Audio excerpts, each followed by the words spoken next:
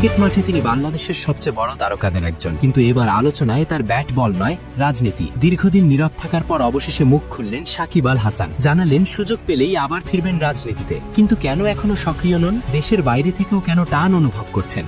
আর তার এই সিদ্ধান্তে ভক্তদের প্রতিক্রিয়া কেমন হতে পারে? মাঠের সুপারস্টার থেকে রাজনৈতিক অঙ্গনে ফিরে আসার এই গল্পে আছে নাটক, বিতর্ক আর বড় প্রশ্ন।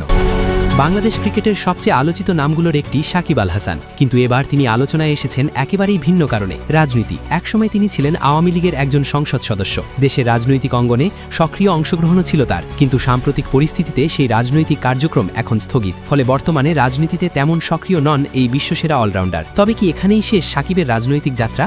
না, বরং ঠিক উল্টোটা। সম্প্রতি এক সাক্ষাৎকারে সাকিব পরিষ্কার করে জানিয়ে দিয়েছেন, দলীয় কার্যক্রম আবার শুরু হলে তিনি রাজনীতিতে ফিরতে চান। তিনি বলেন, এখন যেহেতু দলীয় কার্যক্রম বন্ধ, তাই তিনি ক্রিকেটেই মনোযোগ দিচ্ছেন। কিন্তু রাজনীতি এমন একটা বিষয় যা দীর্ঘ সময় ধরে করা যায়। অন্যদিকে ক্রিকেট কেরিয়ার খুবই সীমিত, তাই এই মুহূর্তে তার অগ্রাধিকার ক্রিকেট। এই কথাগুলো থেকেই স্পষ্ট, সাকিব এখনও রাজনীতিকে তার ভবিষ্যতের একটি গুরুত্বপূর্ণ অংশ হিসেবেই দেখছেন। তিনি আরও বলেন, রাজনীতির মাধ্যমে মানুষের জন্য কাজ করার একটা আলাদা অনুভূতি আছে। মানুষের পাশে দাঁড়ানো, তাদের সাহায্য করা, এই বিষয়গুলো তাকে আকর্ষণ করে। আর সেই কারণেই সুযোগ পেলে তিনি আবার রাজনীতিতে সক্রিয় হতে চান।